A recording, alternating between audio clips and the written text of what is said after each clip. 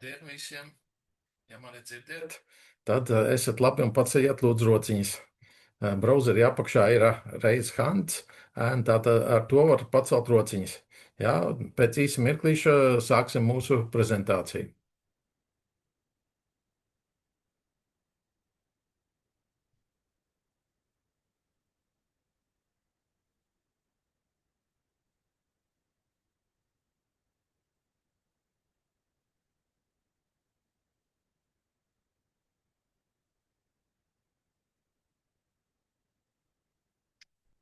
Laiks skrien, droši vien, ka mums ir jāsāk mūsu prezentācija. Tātad lūgums kolēģis pieslēgties ar video. Tātad vispirms stādīšu priekšā. Tātad es esmu Māris Knoks no kompānijas Geonovus Latvija vadītājs, un šodienas prezentācijā pamatprodukts prezentēs mūsu darbinieks Kristiāns Jekuška. Jā, viņš pacels tūlīt roku. Jā. Un Kārlis Bruņinieks no InfoEra Latvija. Sveiki. Tātad mūsu sāksim drusciņi ar vēsturīti. Ja? Tātad, un proti, tātad, kā mūsu kompānija GeoNovus ir radusies. Tātad, sākumā bija kompānija GeoStar Latvijā, kas pārstāvēja kompāniju Trimble. Nu, un pēc kāda laika, jāsaka, bija tāda interese atdalīt šo te virzienu nost un tika izveidota GeoNovus Latvija kompānija, kas kopā ar Igaunijas un Lietuvas kompānijām sastādā kompāniju grupu visā Baltijā, un ciešā sadarbībā mēs pārstāvam tādus ražotājus kā Trimble. Tātad esam autorizēti dīleri DJI Enterprise, Pix4D, tātad fotogrammetrijas programmatūras, un pēdējais mums ir X-Grid, tas ir dažādi slamu skaneri un citas tehnoloģijas. Ja? Tātad mūsu fokus ir mērniecības instrumenti un dažādi citi instrumenti, kas varētu būt noderīgi visa veida uzmērīšanas darbiem, un arī citas tehnoloģijas, kas ir priekš Baltijas reģiona. Tātad šeit jūs prezentācijā redzat apmēram tādu priekšstatu, par ko mēs nodarbojamies. Tātad tie ir droni. Tātad, kas ir spējīgi nest dažādas gan fotogrammetrijas kameras, gan arī dažādu veidu laserskanerus, lai no gaisa varētu iegūt. Bet jūs zināt, ka no gaisa ne visu var labi redzēt, pietiekoši detalizēti, tāpēc mums ir arī zemes skaneri. Skanerus var uzlikt arī uz automašīnām, lai iegūtu, teiksim, trases mērījumus vai kas ir ar ļoti augstu produktivitāti. Nu, redziet, vienu piemēru arī, ka mēs varam skanerus uzlikt arī uz laivas. Jā, bieži vien ir tādas vietas, kur ar parastām standarta metodēm nav iespējams piekļūt, vai arī produktīvi strādāt. Un arī mums ir pieredze, lai skanerus uzstādītu uz vilciena vagoniem, teiksim tā. Tas ir īsais mūsu, ar ko mēs nodarbojamies. Ja? Bet šodienas prezentācijā mūsu tēma ir X-Grid portāla kamera, un tagad dodu savu vārdu Kristiānam. Lūdzu. Jā, paldies, Māri. Tā tad nedaudz īsumā par pašu X-Grids. Samērā jauns uzņēmums. Redzēt viņu produktu timelinā, kad 22. gadā, apmēram pirms 4 gadiem, viņu pirmais produkts tika izlaists. Un viņi tā arī pamazām tos apgriezienus uzņem. Redzēt, ar 24. gadu ir sākuši aktīvi gan programmatūras veidot, gan arī tam pašam L2 slamu laserskanerim izveidojuši pro modeli, kā arī 25. gada otrajā pusē ir izlaiduši arī pašu portālkam, pa ko tad šodien nedaudz vairāk arī pastāstīsim. Tātad vēlreiz ieskatam, tātad šie te X-Grids slamu skeneri. Viņam ir šis te XLL2 Pro, kas ir tieši slamu laserskeners, kā arī K1, kas arī ir slamu laserskeners, bet mazāk jaudīgs, attiecīgi ar mazāku galvu, mazāku punktu blīvumu.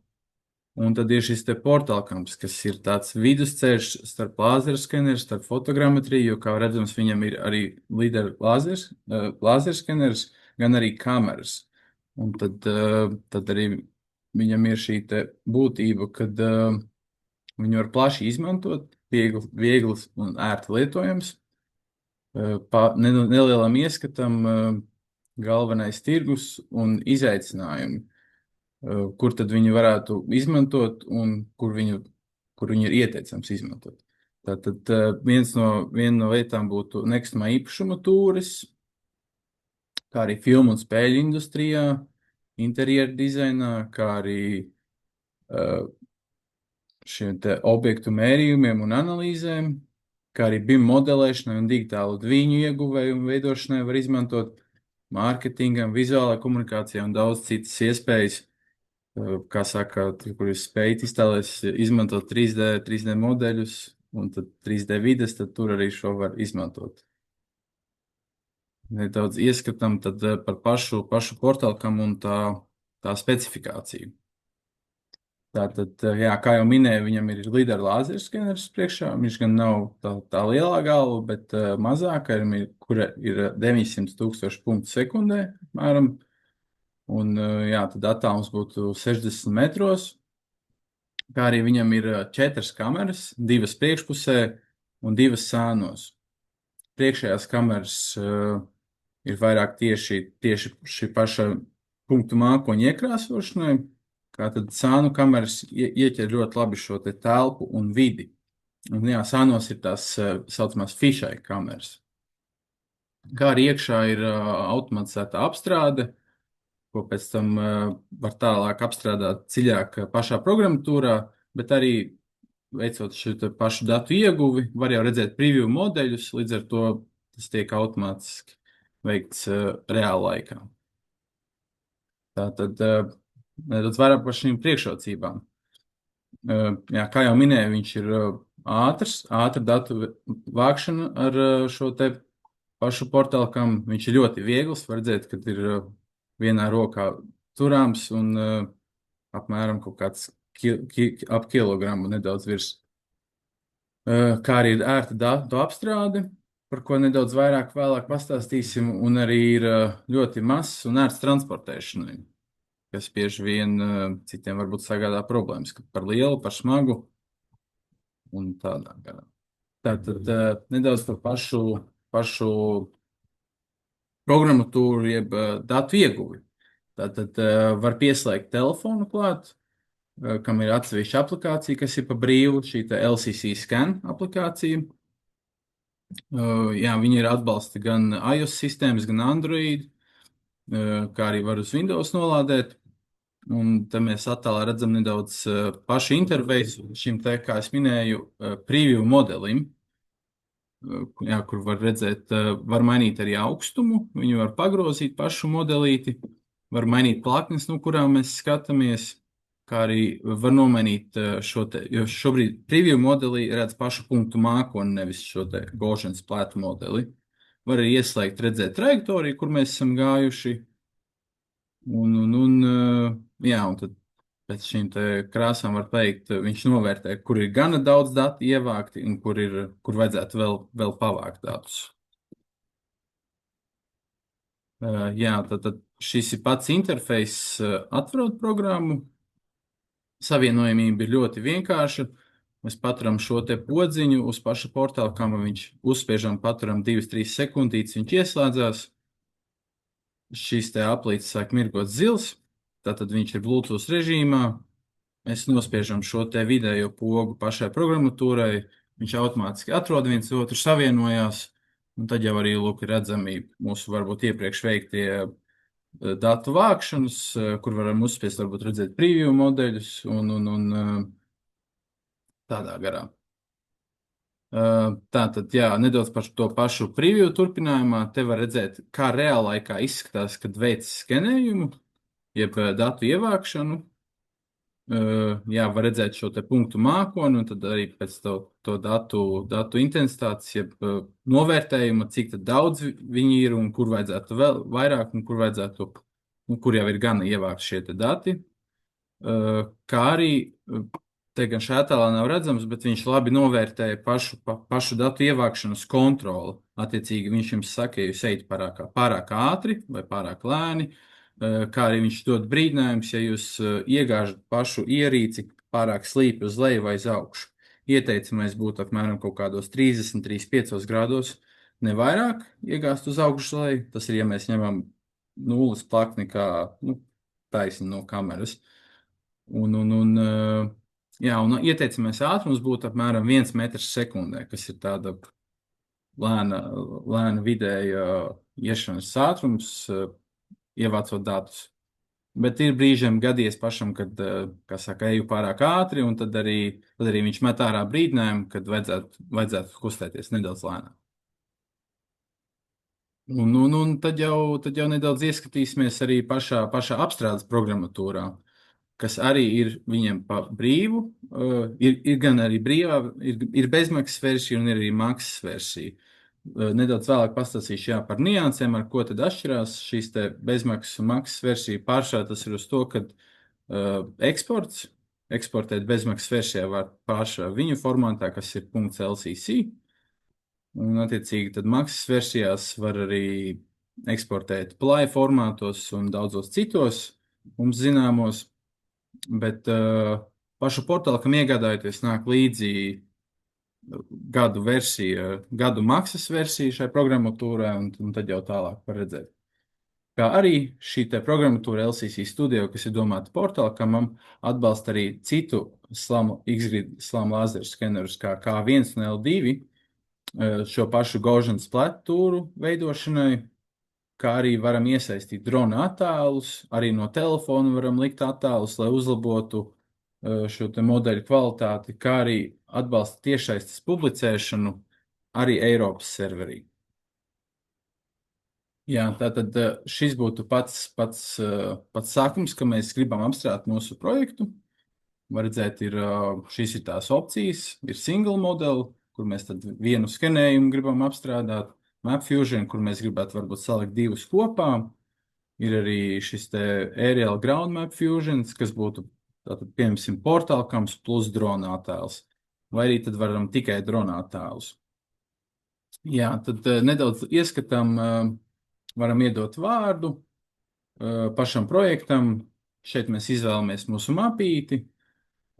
Šīs ir papildus funkcijas, kas ir Spatial Recognition un HD Enhancements. HD Enhancements ir ļoti laba feature, ja mēs, piemēram, uzņemam kaut kādas mākslas galeriju tūres, veidojam, un mēs neesam pārliecināti, mēs negribam pamest šo vietu, bet, protams, mums šī apstrāde būtu ilga, tāpēc mēs papildus varam uzņemt attēlus ar telefonu, vienkārši safočējot šīs gleznas, varbūt teksta šiltītes, un attiecīgi tad atķeksēt šo te HD Enhancement, mēs redzam, varam ievietot līdz 500 attēliem, kas tad palīdzētu uzlabot kvalitāti tieši šajās te rakstur vietās, kur mēs gribam skaidrs salasām tekstu, piemēram.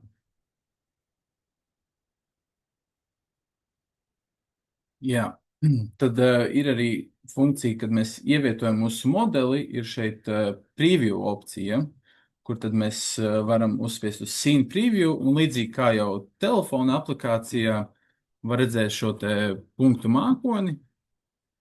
Viņš tiek arī iekrāsots, kur tad vajadzētu vairāk datus ievākt, un kur jau ir gan ievākti, kā arī ir redzams mūsu iešanas trajektorija ar šo te sarkano līniju. Jā, tad nedaudz vairāk par tām citām opcijām. Ir tas Aerial Ground MapFusions.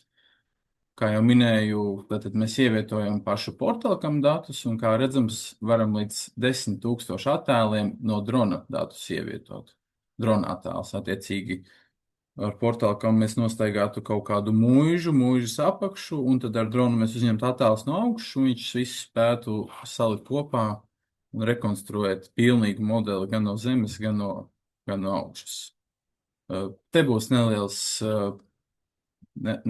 ieskats, kā tad tas izstītos gala rezultātā. Te ir skaidrs, ka jumtu nebūtu iespējams tik labi rekonstruēt tīri ar portālkam datiem no zemes. Tāpēc te tika izmantots arī drona papildspēks. Varat arī noskanēt QR kodiņu, apskatīties, kā tad izstāsta šī te publikācija šim modelītim tiešsaistē. Varbūt došu jums pusminūti, lai es to varu uztaisīt screenshot un varbūt vēlāk apskatīties vai tagad iemest aci.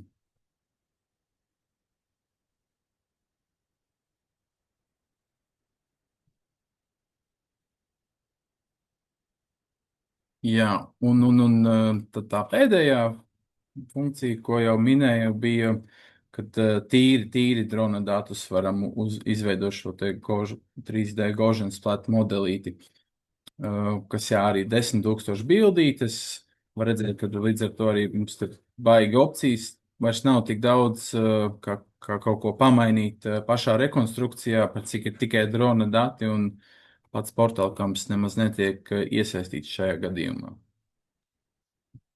Jā, tad nedaudz par tām pašām funkcijām, ko mēs varam rekonstrukcijā pamainīt, attiecīgi, lai uzlabotu mūsu gala rezultātu.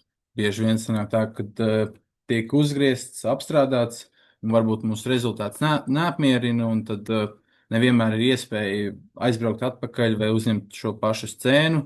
Tad vienmēr ir iespēja nedaudz paspēlēties ar šiem parametriem un varbūt iegūt labāku rezultātu. Kā piemēram, tad iziesim cauri katram punktam, ir šis te reconstruction settings. Tad pie fast būtu, kas paņemtu attiecīgi mazāk laika, mazāk resursus, kā jau ātrā rekonstrukcija, un tad attiecīgi arī rezultāts būtu ar mazākām un netik precīzām tām tekstūrām un detaļām. Un tāpat uz otru pusi slow, attiecīgi vairāk laika, vairāk resursi, attiecīgi labākas tekstūras. Jā, tad tas pats Max Gaussian splats rekomendēts ir atstāt uz tā paša 10, jo tad jau šis modelis kļūst pārāk smags, ja mēs viņam dodam vairāk. Bet, protams, tāda funkcija ir, ja ir doma šos datus tālāk izmantot bezsaistē, bet tomēr priekš tiešsaistes publikācijām viņš rekomendēts atstāt uz 10, ne vairāk kā 10 miljonus plati, jo tad jau tas modelis kļūst daudz par smagu. Priekš tiešsaistes. Jā, tātad nākamā funkcija ir portabilities. Tas vairāk tieši tiek, principā, failu sakompresēšana, priekš labākas renderēšanas. Lielākā daļai scenāriju tas uzlabo šo te lietošanas pieredzi, jo tīpaši uz tām mobilajām ierīcēm. Attiecīgi varam uz telefona skatīties, un arī kaut kādos netik jaudīgos sportīvos datoros būs vieglāk skatīties, ja mēs atstāsim šo te portability on. Un, protams, off, spiežot off, tad mums dos tādas papildus lietas, kā būs realistiskāks apgaismojums, kas attiecīgi padara to modeli smagāku, kā arī būs labāka kvalitāte, jā, bet tas var arī atstāt sliktu iespaidu uz modeli, jo viņu apskatot, viņš var raustīties un būt visādas nepilnības. Es pāršā atstāju šo funkciju uz on. Jā, tad tālāk mums nākamā feature ir exposure optimization. Šī gan vēl, kā redzams, ir betas versijā. Pāršā tas samazina trokšņus, kas radušies pie lielām apgaismojuma izmaiņām. Piemēram, ja jūs skrējat gan iekštelpu, gan ārtelpu, un tad tajā brīdī, kad jūs iziet no iekštelpas, un ja ārā tieši jums spīd taisnā dienas saulīte, tad kamerai tas var būt par daudz, un tad tā varētu būt tāda problemātiska vieta. Attiecīgi ir ieteicams šādos gadījumos šo slēgt uz on, jo tad viņš optimizēs šo te, jā, pārāk ekspozotas bildītes.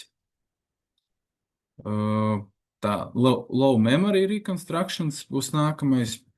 Šo es izmantoju pats personīgi gan izvēju katru reizi, jo man manam šī brīža datoram nav tik liels rams, un līdz ar to bieži vien ir tā, ka es nemaz nevaru apstrādāt datus, ja man viņš nav ieslēgts.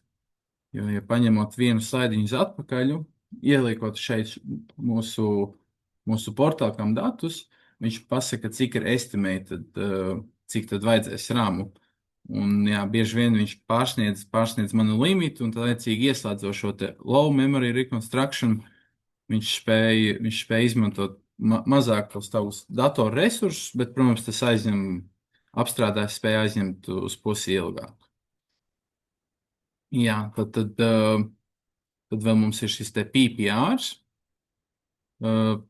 To iesaka izmantot, ja ir radušies trokšņi no debesīm, piemēram, uz ēku stūriem. Attiecīgi, ja mēs esam datu uzņemšanas laikā ir bijusi kamera pavērsta uz augšu, tad bieži vien ir tā, ka viņiem ir grūti rekonstruēt ēkas stūrus, ja tur ir arī, piemēram, ar debesīm vai tas pats ar kokiem.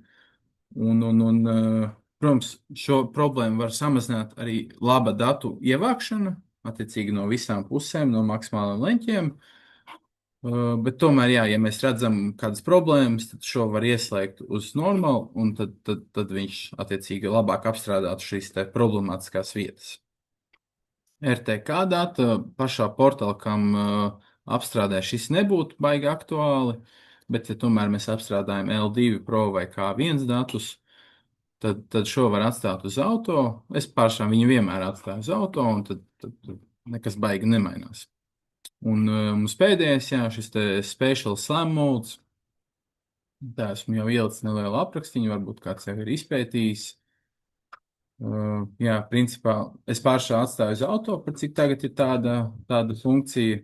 Uz nāni jūs likti tikai tad, ja jūs zināt, ka jums ir ļoti labs šis te skenējums. Attiecīgi jūs esat kaut kādā varbūt pārkā, kur ir bijuši maz kustīgi elementi. Jūs esat ievērojis visus ieteiktos rādītājus, kā ievākt datus. Bet jā, šis te robust mode būtu jūsu klasiskais darba zirdziņš, ko tad jūs izmantotu lielākoties scenārijos. Un narrow scenes būtu priekšā tādām spec vietām, kas būtu tuneļi, jā, šis te pašs kaut kādas raktuves, gari šauri koridori, varbūt kādi bunkuri vai pagrabi. Un katrā ziņā tādas šauras vietas, un kas bieži vien arī ar sliktu apgaismojumu būtu saistīts arī. Jā, tad te mums būs neliels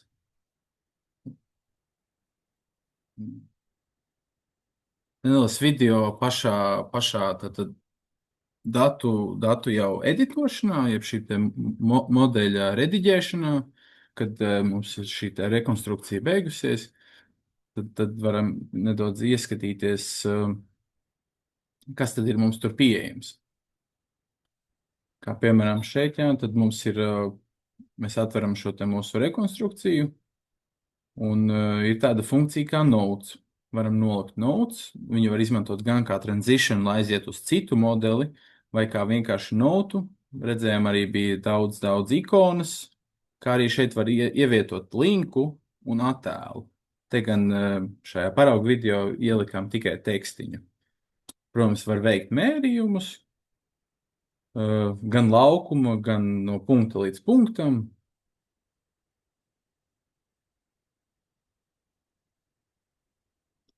Jā, tad varam ieslēgt arī apskatīt mūsu šo te skenēšanas gājienu.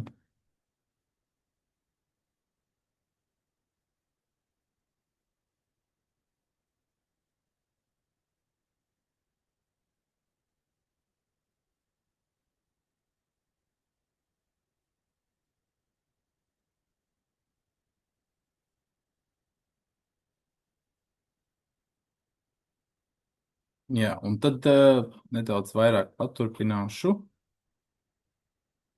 par šīm te funkcijām, kas tad mums ir zem rediģēšanas. Jā, kā jau varbūt iepriekš redzējāt, bija arī daudz lietiņas te sānā. Mums ir pats brushstrokes, attiecīgi mēs varam vienkārši iezīmēt un kaut ko parediģēt, padzēst ārā.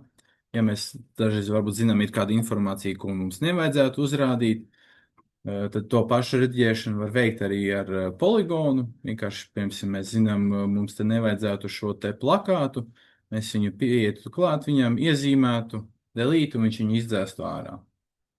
Var arī to pašu veikt, varbūt, ja tieši vajag atstāt tikai vidu, nedaudz aptīrīt sānu, ar clipping boxu varam aptīrīt.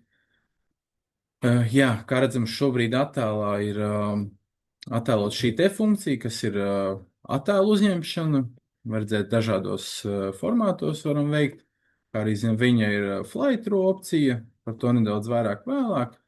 Jā, redzējām, bija šī te notes funkcija, kurai ir dažādas ikonas. Kā jau minēju, var ievietot arī linkus, attēlus, attiecīgi veido šīs te interaktīvās virtuālās stūres. Piemēram, varbūt kāda veikala produkcijas, salikt katrai linkus, attēlus, varbūt kādam biroja apskatam un dot norādes, ka šeit sēž šis cilvēks, šeit sēž šāds cilvēks, ar viņa varbūt vizītkarti var ievietot. Kādā ziņā funkcijas ļoti daudz. Jā, tālāk mums būtu šī te funkcija izveidot scīnu. Redziet, šobrīd mēs esam tā kā pirmajā sīnā. Attiecīgi mēs varam ielādēt citu modelīti vai arī pāriet uz citu skatu, nevis šobrīd no šī skata, bet, piemēram, pārvieties uz otru pusi pašam modelītim un tad iestatīt tur scīnu. Un tad, attiecīgi, kā jau minēju, notos varēja veidot tos transitionus arī, ne tikai pašu tekstu. Attiecīgi, piemēram, mēs ieliktu notu virs paša bērnu laukumiņa šajā gadījumā, kur būtu apraksts skats no augšas. Un tad uzspiežot uz tā, viņš mūs pārmestu mūsu skatu no augšas. Tādā veidā veidojot arī tādu interaktīvu vidi, kur mēs varam parādīt šīs te konkrētās vietas ar vienu klikšķu attālumu. Un tieši šajā konkrētajā skatā, kādu mēs viņu iestatām mūsu tumrēs vai projektos. Tad jā, ir šī te measure funkcija, ir arī floor plani, un te ir vispārīgs apraksts par pašu projektu. Kā arī redzams, labi augšējā stūrī ir pāris funkcijas. Te ir šis te mūsu skats. Šobrīd mēs esam pirmajā personā. Ir arī opcija pivot mode, kas ir attiecīgi viss, nevis tā kā ar drona lidojumu, kur tu tēmē, tur tu dodies. Attiecīgi, kā tu grozi attēlu, tad tev ir modeļa centrs, un tu viņam grozies apkārt, kā saka, tādai sfērai kustoties apkārt. Tad ir šī te funkcija, kur mēs varam pārslēgties uz punktu mākoni, kā piemēram šādi. Var redzēt, ka šobrīd mēs esam punktu mākoņa skatā. Ar šo mēs varam iestatīt, var redzēt, šeit tādas ir melnas ikoniņas. Tie ir, ja mēs publicējam šo, tad tas ir tā kā sākuma punkts. Attiecīgi, te šobrīd ir divas ikoniņas, jo ir, kā jau minēju, ir tā trešā persona, kurā tad mēs staigājam caur šo te robota skatu, kustās robotiņš, un tad mēs viņu vērojam no trešās personas.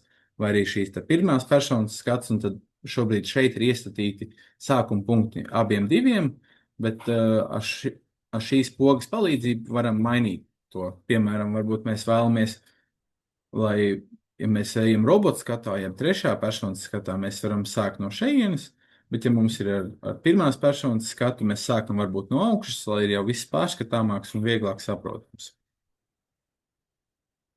Jā, tad nedaudz par pašiem settingiem, kas te mums ir pieejams. Šis pats ir pieejams arī, ja mēs viņu nopublicējam vai dodamies vienkārši uz view opciju. Var mainīt valodu, var, kā jau es minēju iepriekš, to scanning pathu var redzēt. Te nedaudz varbūt grūtāk būs saskatāms, bet te ir tāda zaļa līnija, kā tad šī vide tika ieskanēta. Kā arī, protams, var ieslēgt gridu, kas ir šis te mūsu režis apakšā. Jā, tad kvalitāti mainīt, tos grafikas mainīt, kā arī mūsu parametrus mērot, mainīt. Un ko es varu ieteikt vienmēr, ja jūs skatāt kādu modeli vai pats darbojaties, noteikti ieslēdzat Pro Measurements iekšā, jo ar šo funkciju viņš tā kā visu labāk referencēs, attiecīgi jūs mērījums būs precīzāks. Pats veicot kaut kādus testus, esmu ieguvis apmēram kaut kādas 3-4 cm precizitāti. Tas ir, piemēram, lejā mūsu partneru Geostar veikalu noskanēju, un tad tur uz šīm te mērniecības latām veicu šo te pārbaudu, un tad tur protams, uz kaut kādiem 10 centimetriem tā kļūda bija knapi 1, uz kaut kādu pusmetru 60 centimetriem jau tur bija 2-3 centimetri. Jā, tā tad, kā jau minēju, tad ir šī te pēdējā funkcija, var mainīt paša modeļa augstumu, tam tad arī ir video, šis te height filter saucamais, jā, tad attiecīgi šādi var arī dažreiz varbūt izveidot kaut kādus interesantus vizualizācijas, piemēram, jums ieskanēt kaut kāda māja vai kaut kāds tilts, un jūs vēlaties tā kā viņam pielikt šādu te animāciju, tad, attiecīgi, jūs varat izmantot šo te height filteru, iefilmēt un izveidot jā, kaut kādus interesantus videoklipus.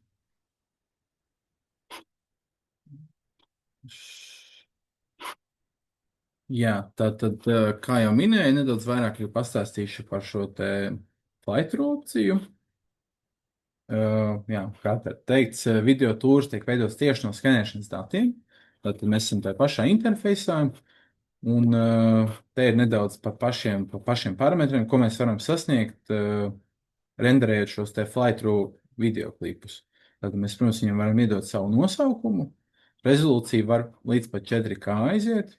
Framerate bija gan 30, gan 60 frame per second. Formāts failiem gan bija tikai MP4. Un encodingā ir arī tas otrs 265 pieejams. Tad, jā, tad te arī nedaudz ieskatām, kā tad tiek veikta šo te flight-through modeļu izveide. Tad mēs aizējām līdz mūsu vēlamajām sekundē, kas ir video.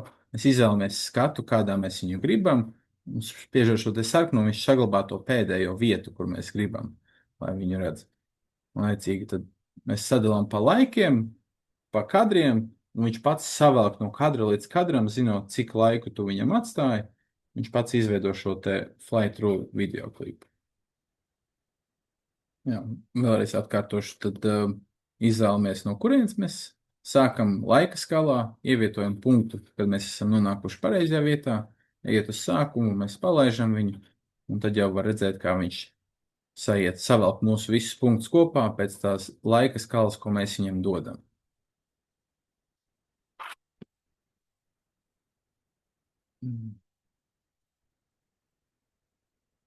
Jā, tātad šī te floor plan funkcija, par kuru arī minēju, kad nedaudz vēlāk pastāstīšu. Tātad tas ir zem maksas versijas, kas ir pašam softam LCC Studio. Tā ir šī funkcija, kas ir Spatial Recognition. Tas nozīmē, ka viņš spēj automātiski atlasīt šos te floor planus, ja telpas parametrus, un pat arī viņus ievilkt tā kā 3D veidā, kas jau ir tikpat kā BIM Ready Solutions. Jā, tātad, kā tas tiek veikts? Pirms mēs rekonstruējam mūsu projektu, mēs atķeksējam šo te Spatial Recognition, un kad ir projekts apstrādāts, tad uzspiežot šo te pogu, floorplans sākumā parādās te mazā ekrāniņā pats mūsu floorplans ļoti minimalizēts, un viņš arī seko reāli laikā, kur mēs atrodamies. Piemēram, mēs lidotu cauri mūsu modelim, un viņš tad rādītu, kurā brīdī mēs kur atrodamies. Piemēram, sākumā viss būtu te, un kad mēs pārējām uz šeit, viņš arī tajā mazajā ekrānā rādītos, kur mēs atrodamies. Bet, protams, viņam ir savas nepilnības dažreiz. Kā piemēram, viņš nevienmēr, protams, atkarīgs no mūsu ievāktiem datiem. Tas viss ir, kā piemēram, šeit es biju vienu pagrabu skenēju, un bija gana tumšs, gan, attiecīgi, jā, bija grūtāk šī te rekonstrukcija, līdz ar to man bija vietas, kur man bija jāpielabo, man bija te papildus siena, kuras tur dabā nebija. Bet rediģēšana ļoti vienkārša. Mēs uzspiežam pilnekrānu, varam pabīdīt malā, varam atstāt pa vidu, attiecīgi, lai salīdzinātu, kā tad ir mūsu modelī un kā tad viņš ir atpazinis šo te telpu. Un jā, mēs varam pierediģēt šīs te sienas piebūvēt, pamainīt, padzēst, kā arī pielikt durvis, logi, tekstus. Var redzēt, esmu šeit salicis tekstus un arī var piezīmēt poligonus, vai pagriezt pašu šo te floorplanu modeli uz riņķi. Kā jau minēju, viņš viņu kā 3D vidē uzbūvē.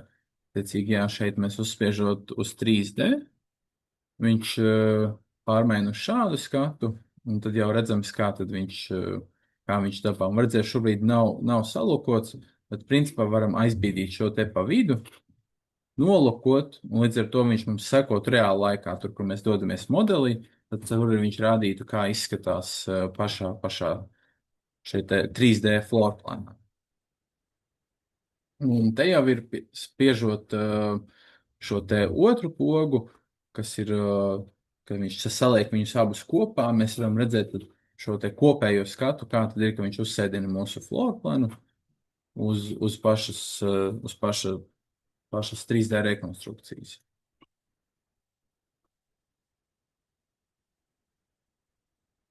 Jā, tad nedaudz vairāk par pašiem formātiem, ko tad mēs varam iegūt. Importēt mēs varam gan šos te viņu failus, kas ir LCC un LCC2, nesen iznākušais, kā arī Play, FBX, KLB, OBE, Collision un 3D layouts. Un eksportēt mēs varam šo te pašu projektu visu pilno, mēs varam eksportēt viņu formātus, kas ir LCC un LCC2, kā arī pašā Play formātā. Un tad, cik tālāk, ja nepieciešams, būs jāpārveido. Jā, tad par pašu publikāciju, kā jau minēju, viņu var nopublicēt online, serverī, mākonī viņu. Un, kā redzams, ir arī Eiropas serveris Vācijā, ir arī Austrālijas, Ziemeļamerikas. Jā, tad šādi izstās pirms publikācijas mūsu ekrāniņš. Mēs izvēlamies sākumā, kurā serverī. Tad mēs izvēlamies, vai mēs liksim viņu ar paroli vai vienkārši publiski, jebkuram, kam ir links. Un kas man ļoti patīk, ka, protams, tas nav pats sākums, bet vismaz linka vidū var ielikt šo te savu nosaukumu, kas, man liekas, tā kā piedod tādu daudz personalizētu pieskaņu. Piemēram, jūs veidojat kādam tūris un jūs nelādējat savā serverī, tad jūs varat viegli augšuplādēt pašu LCC, jeb Xgrid serverī un piešķirt tomēr savu individuālo rakstlaukumu šeit linkām.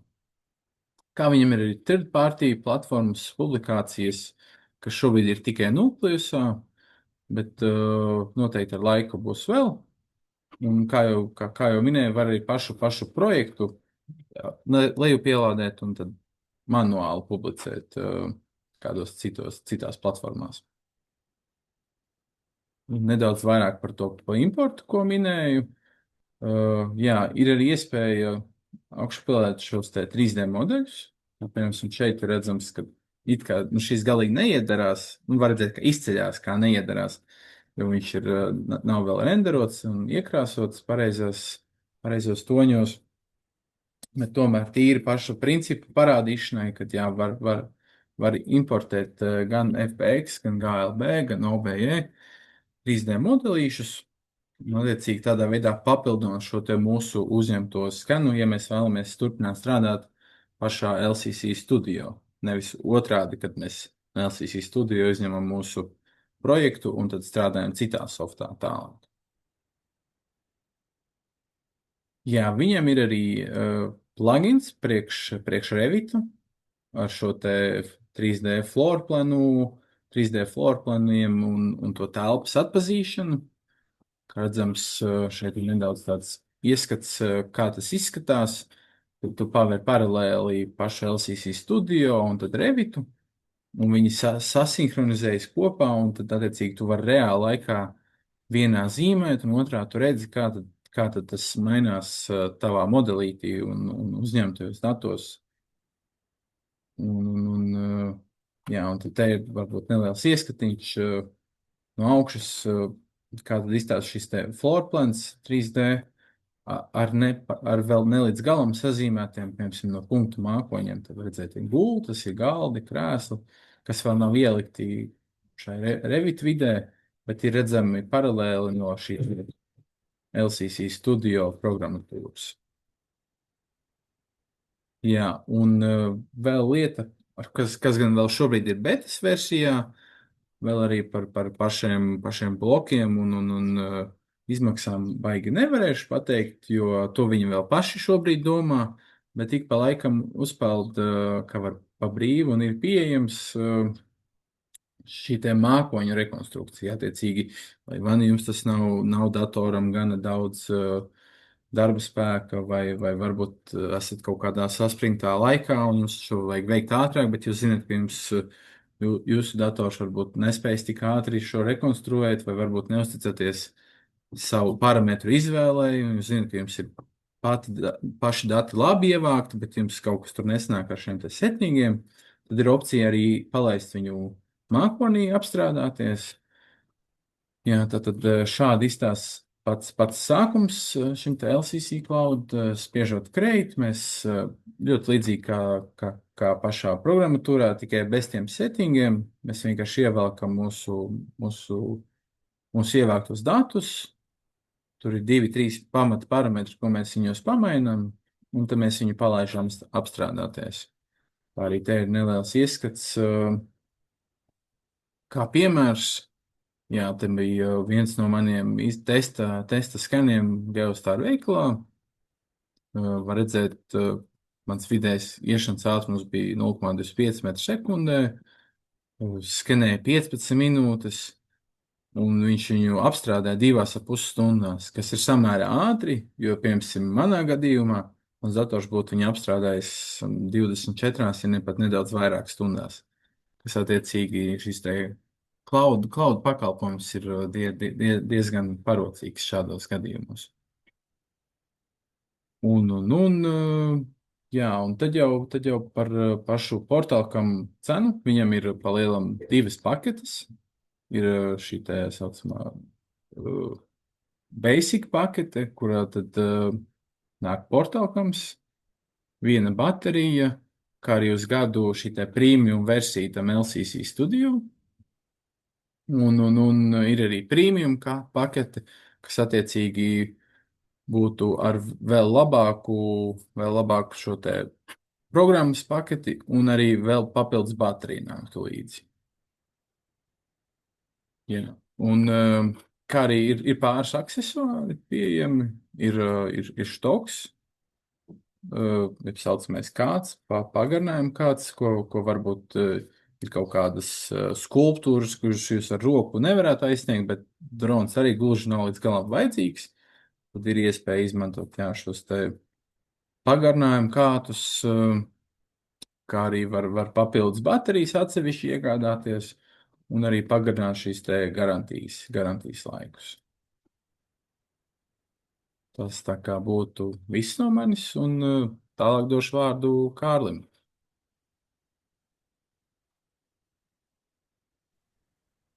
Labi, var iedot ekrānu varbūt, un tūlīt arī sāks. Vajadzētu pieeju dalīties ekrānu.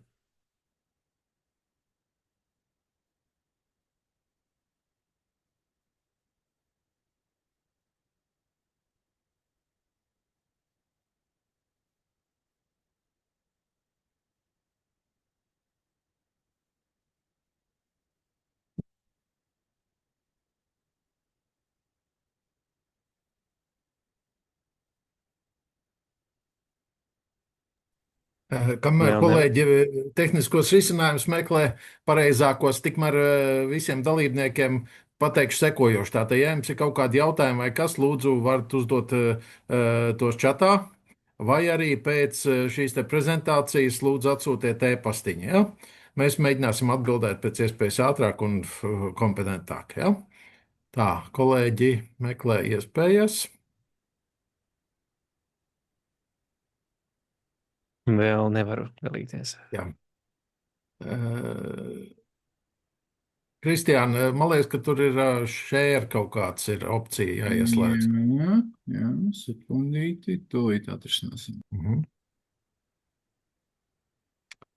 Tā, cienītie dalībnieki, tagad izdarīsim vienu lietu. Ja jūs klausieties, ja jums ir kaut kāds jautājumi, ir droši varat uzdot.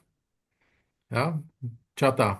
Ir kārtībā. Jā, Labi, tagad tad būs. nododu Kārlim vārdu. Ar ekrānu labi redzēt, rams, jā.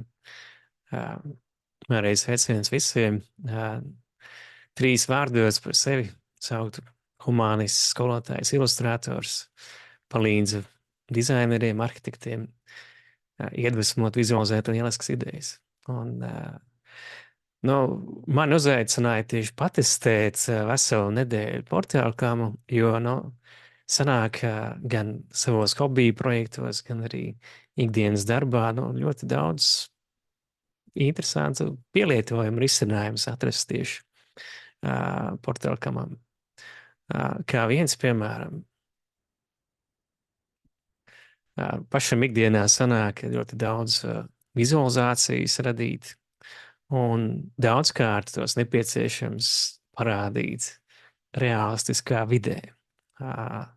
Sanāk arī darboties tādā hobija līmenī pie vēsturiskās rekonstrukcijas un mēģinot iztēloties, kad es būtu tas piemēram, glaznotājs 16. gadsimta Rīgā, parādīt ilustratīvi, kā varēja izskatīties tajā laikā. Un papildus arī senākiem laikiem tieši rekonstrukcijas veidojot un domājot arī par nākotni nedaudz, neredz sanāk radīt dažādas infrastruktūras, vizualizācijas kopā ar pilsētu cilvēkiem, piemēram, projekti, kur Rīgas iedzīvotāji spēja iesūtīt problēmu vietas Rīgas infrastruktūrā, kur varbūt kādas avārijas bijušas, un mēs palīdzam radīt kādus vizualizēt risinājumus, un tālāk jau virzīt tos arī domē, lai kāds uzņemās atbildību, pastāst, vai kādi pagaidu risinājumi tiks radīti, vai varbūt jau ir ieplānots kādā projektā tieši nākotnē.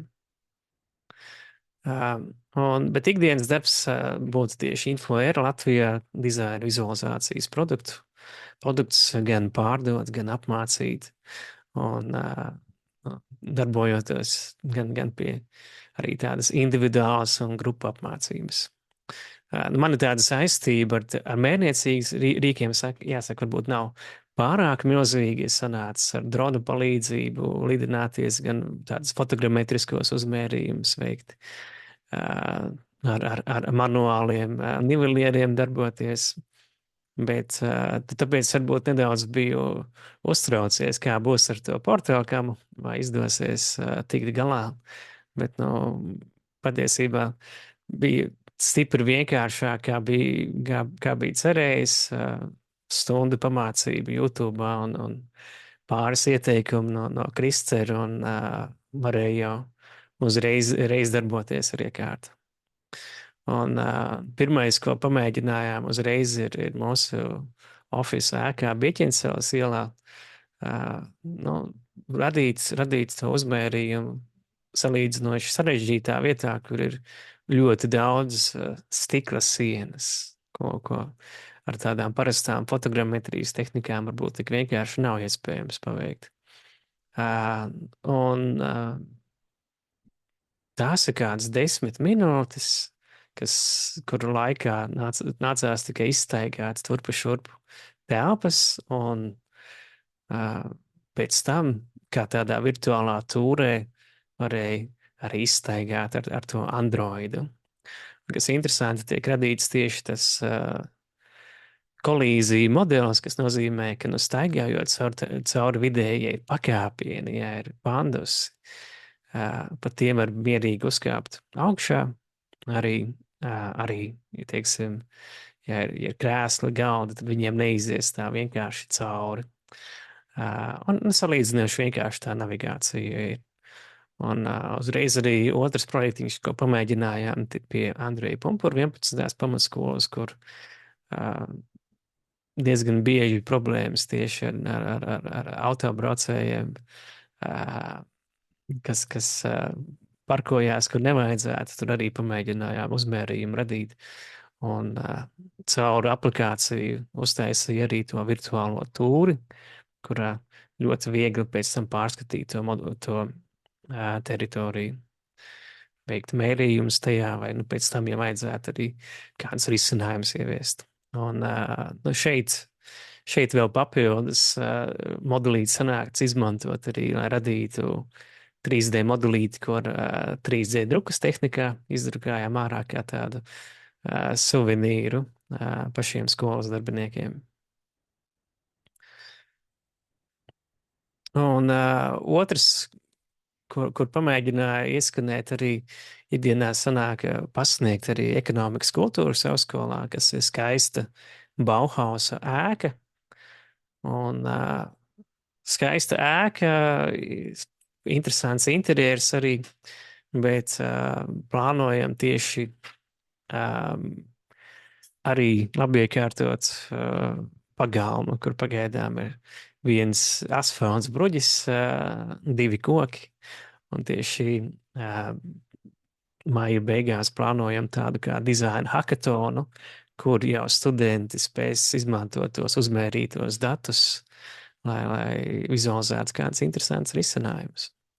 Nu, reizē ieskanējot arī interjeri telpas, 1., 2. stāvu mākslas telpās, augstskola to spēja uzreiz nopublicēt kā tādu interesantu mārketinga materiālu, lai parādītu topošajiem studentiem, nu, tādas kā digitālās atvērtās durvju dienas sanāca. Un katru gadu arī augstskolas telpās, nu jau 4 gadus laikam notiek arī Global Game Jam pasākums, spēļu izstrādes maratons. Un, nu, plāns tad ir šos ieskanētos modulīšus varētu kā interesanti arī kādas spēles vajadzībām izmantot. Jo tā detalizācija ir diezgan laba, kur varēja redzēt arī bibliotēka, teksts, sarežģītāki elementi, caurspīdīga siena ar tādiem apdrukas elementiem, nu, ko varbūt parastām tehnikām arī nav iespējams tik viegli parādīts, bet no šiem te gaušanas platiem, nu, vienkārši lieliski redzams. Un būs vēl, ja ir teksts, nu, tur 2 centimetri tādu tekstu mierīgi iespējams pat salasīt izmērā. Cits projektiņš, ko sanāca izmantot, pastaiga tāda pa Jēkaba katedrāli, kurā veicām akustiskos mērījumus un kurā tieši radam risinājumus, kā uzlabot to akustiku, kā piedāvājums pagaidām tieši. Un to uzmērījumu modeli tad izmantosim arī tālāk akustiskajās programmās. Bet kas varbūt nav sen bijis Jēkaba katedrālē, tad šeit jau virtuālās tūres laikā var redzēt tur tā no kapsētas tie savāktie kauli. Tagad arī apskatām šādā te variantā. Un papildus, bijām jau iepriekš taisījuši ar tādām fotomontāžu tehnikām vizualizācijas, kā akustiskos kliedētāji izskatītos, viņus piemontējot klāt. Bet tā laikam tālāk bija. Bet tur ir tā cīnīšanās vienmēr ar to perspektīvi, tur reāli jāuzmēr vismaz kaut kāda izmēra, lai precīzi to ielikt. Un šeit, piemēram, vizualizācijā arī parādījām pie kolonnām tālāk arī apsīnas daļā, kā varētu izskatīties ar tiem kliedētājiem. Un papildus bija no skenētā modeļa paņemts arī mesh modelis, patiešo gluži uzreiz SketchUpā nesanāca ienest iekšā, ka viņš ir tātad OBJ formātā, tad es attaisīju sākumā viņu, attaisīju Blenderī, saglabāju Collada formātā, un to jau bez problēmām varēja ienest iekšā arī SketchUpa vidē. Un, kas ir īpatnēji šim te mesh modelim, tur var redzēt, ka tā detalizācija nav tik daudz atkarīga no tā, kur mēs fokusējamies, bet tāda uniforma, tāda vienmērīga, diezgan, kas vairāk tam kolīziju modelim paredzēta. Tā ka ar to ir arī jārēķinās. Papildus tieši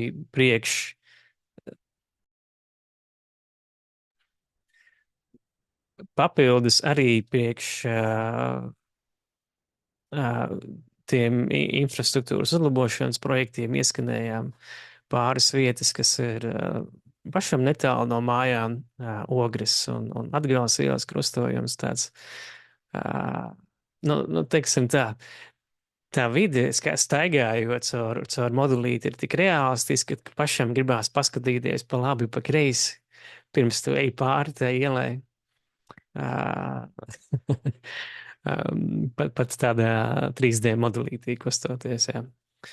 Un, nu, vēl pāris citi objekti arī pie Degala ielas, piemēram, kur ļoti problemātiski, ka pārējie būtu, kur visi skrien vienkārši un nes nos gan gājējs, gan velobraucējs.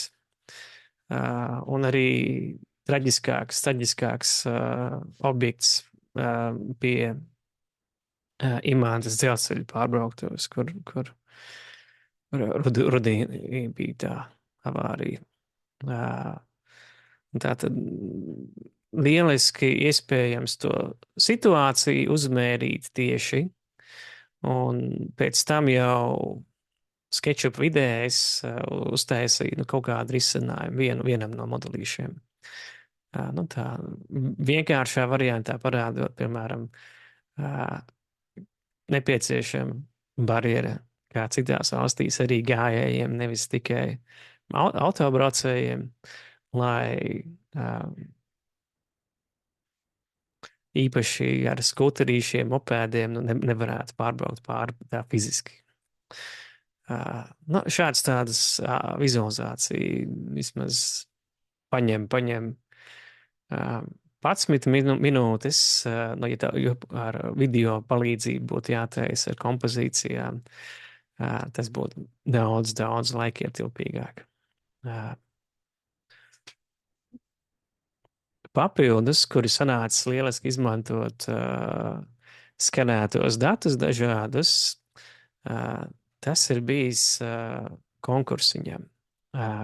Pirms tam vēl gribēju parādīt vienu citu variantu.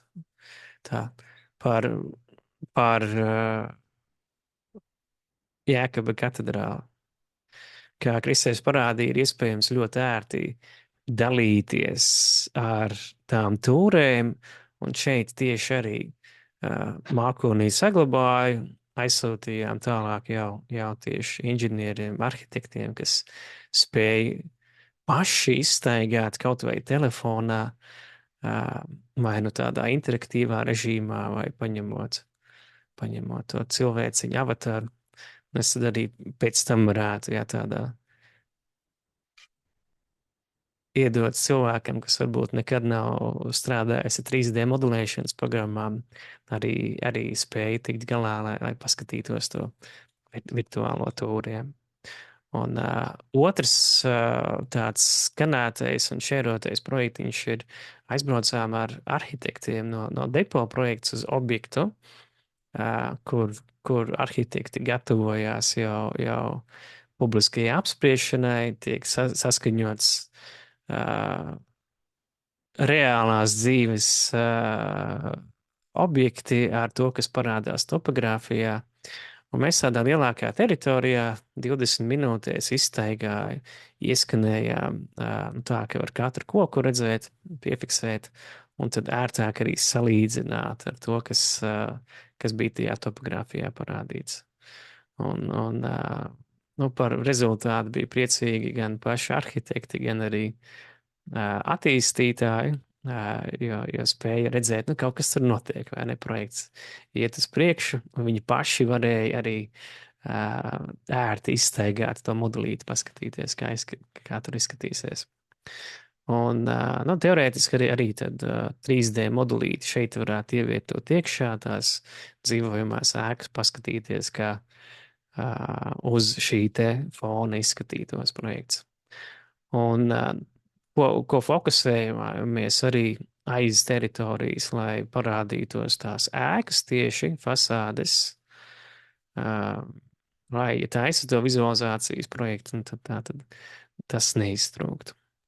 Un šādā skanētā modulī, kas man ārkārtīgi patīk arī, ka mēs varam to perspektīvu pēc tam vienalga kādu izvēlēties.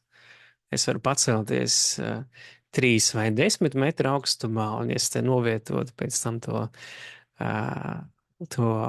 3D objektu, un viņš pareizi izskatīsies. Tas no tādām tūris pusēm.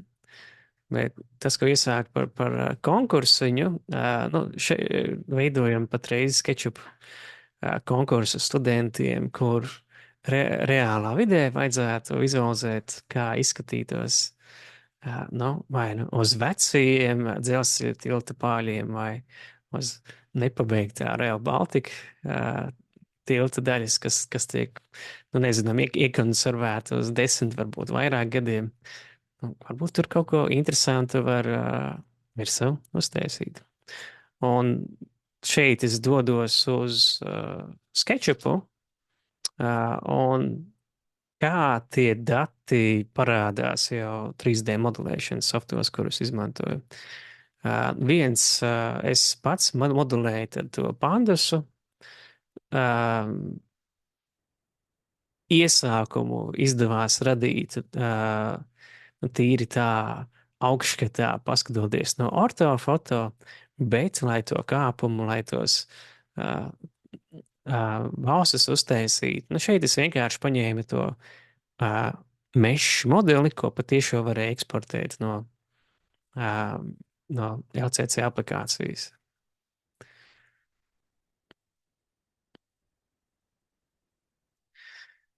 Pašu to plāju formāta datus, ko eksportēju, bija variants 3 veidos arī vizualizēt.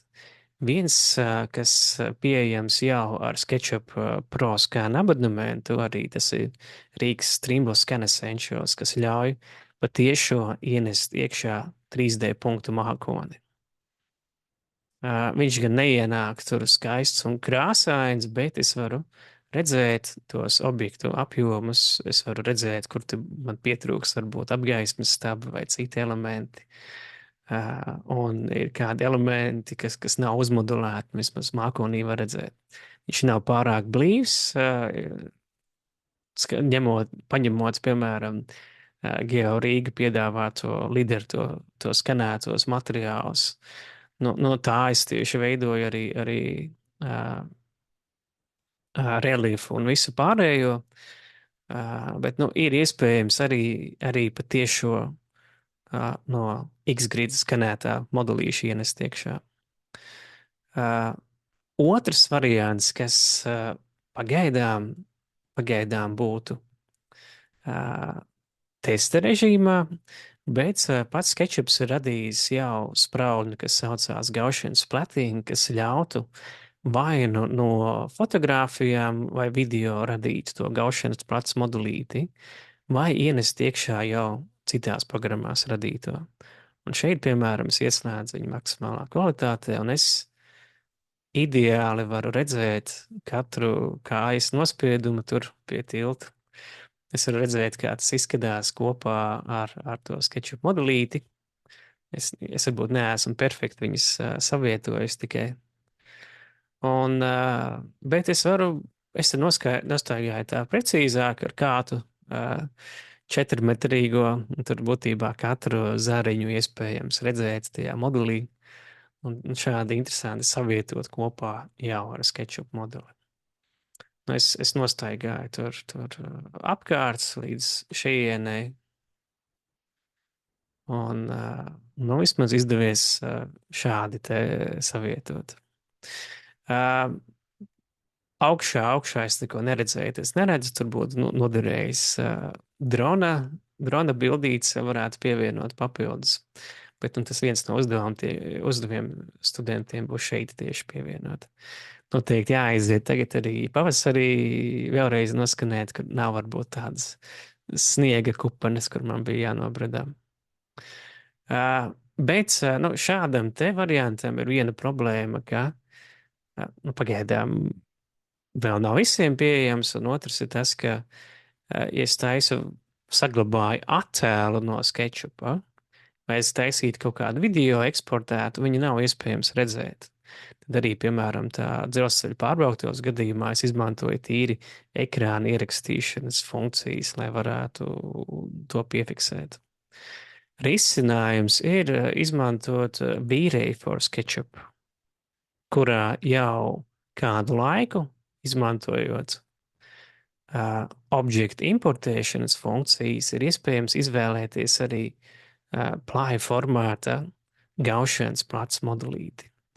Un es te aizēju uz skatu, es jau pirmīt norenderēju, un var redzēt, ka var renderēt, parādīt to objektu arī augstu realistiskā variantā ar krītošajām ēnām, ar atspīdumiem. Tā, ka atspīdumā, objekta atspīdumā parādās arī šis te gaušanas plecs, visa tā vide. Un tas arī ļauj būtībā jebkurā no lielajām 3D modelēšanas programmām, gan 3D Maxi, arī kaut vai Revitā, Blenderī, ienest iekšā, izmantot to gaušanas platu, reizē taisot to kompozīciju ar realistisku video, ar kaut kādām interesantām fotomontāžām, piemēram, no gluži kā Holivudā veido. Tā kā, nu, tur tikai ir nepieciešams vīrējs, lai to varētu panākt. Un es pamēģinu te, piemēram, no cita skata punkta kaut vai paskatīšos šādi te, uzspiedīšu render, lai norenderētu. Un. Šeit es pēdējā brīdī mēģināju viņu savietot, nu, tā apmēram sanāca, tikai mērogs laikam pilnībā neatbilst, var redzēt. Bet, nu citu rakurs tad es arī mierīgi varētu norenderēt. Jo kādreiz to veidoju, izmantojot 360 grādu fotogrāfijas, kas arī ļauj izmantot tātad vīrēju domlaitu, lai noteiktā vidē no jebkura skatu pēc tam vizualizēt objekts. Bet šis tad ļauj no pilnīgi jebkāda rakursa vismaz parādīt jau pēc tam, vai ne? Kas praktiski nepieciešams, tad ir nepieciešams no programmatūras puses. Sketchupā tas ir ProScan abonements, kurā iekšā jau tad nāk arī Trimble Scan Essentials, tā punktu mākoņa datus varētu ienest iekšā.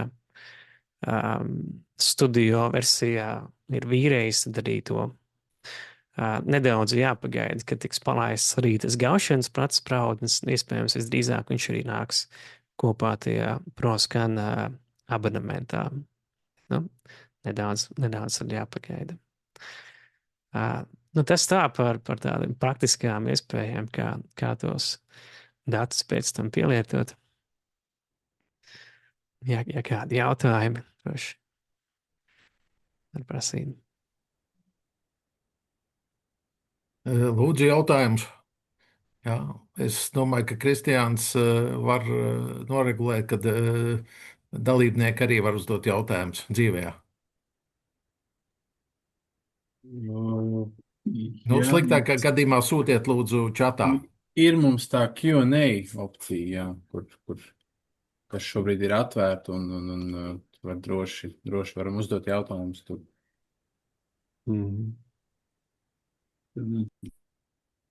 Es varu dzīvē arī kādu gaušanas platu pievienot.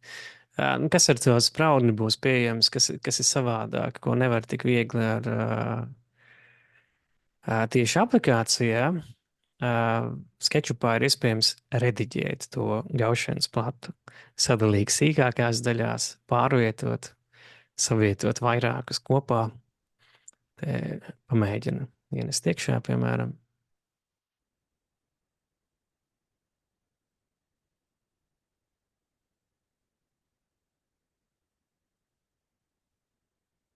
Uzreiz ienāca Sketchupā. Es varu pietuvināt. Ja ir kaut kas liekas, es varu ļoti vienkārši arī kropot, kas ir liekais. Un ja kaut kādu daļu vajadzētu noņemt nost, es varētu tātad iezīmēt un atsevišķi arī izdalīt. Bet, principā tā.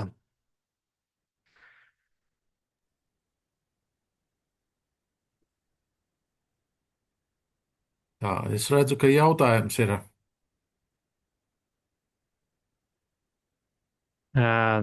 Es tieši koncentrēju, tad jautājums, vai ar šādiem datiem pietiek vizualizācijām? Es teiktu, jā, jo es, piemēram, šeit tieši koncentrējos jau skenējot objekts, kur atradīsies tūplānā, lai viņš būtu maksimāli labā kvalitātē. Un attiecīgi tad savietojot ar kādu 3D modelīti, lai realistiskāk izskatītos. Jo viss, kas ir tālāk, tad tie gaušanas plati, viņi paliek tādi lielāki un lielāki, bet no tādas cilvēciskas perspektīvas to varbūt nevar ieraudzīt, ka tā būtu problēma. Jā.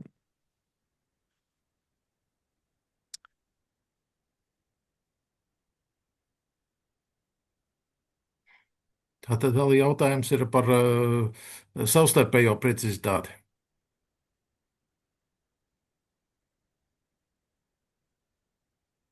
Tā, nu, savietojot 3D modeli ar tiem datiem, piemēram, būtu var precizēt. Nu, šeit droši vien ir runa par to, ka ir relatīvā vai absolūtā precizitāte. Jā, tā tad, jā. Mhm.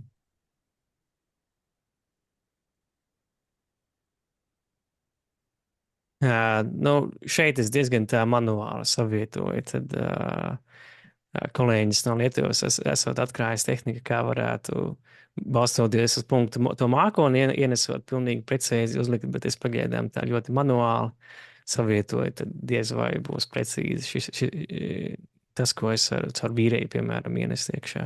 Bet šim te gan vajadzētu būt pareizā mērogā. Tad kolēģiem drusciņu humoram pateikšu, ka ziniet, ar ko atšķiras bērni no pieaugušajiem. Nu, atbild ir ar spēļmantiņu cenu. Ja? Mums arī spēļmantiņas, tāpat programmatūras un tam līdzīgi. Vienkārši aicinu jūs visus mazbišķiņi paspēlēties ar šīm tehnoloģijām, ja? Jo nevienā manuālī un tam līdzīgi nav tādas konkrētas skaidras receptes, kā to darīt un tam līdzīgi. Ja? Vienkārši mēģiniet, iznāks. Ja? Ja neies vienā veidā, mēģiniet citā veidā un rezultāts būs. Ja? Mēs esam drusciņā laikā pārtērējušies, tā kā varbūt mēģinam uz beigu variantiem pieslēgties. Ja? Tātad pēdējie jautājumi, vai pēc tam arī lūdzu ar e-pastiņiem. Ja? Liels paldies Kristiānam un Kārlim, it sevišķi Kārlim, jo ļoti interesanti bija piemēri no reālās dzīves. Ja? Vienkārši fantastiski. Ja? Tātad, Kārli, liels paldies tev! Ja? Jā. Paldies, ka uzaicinājāt. Varam arī turpināt šādas te veida webinārus, ja būs jūsu interese. Ja? Paldies jums, ka atradāt laiku apstīties. Ja? Paldies visiem!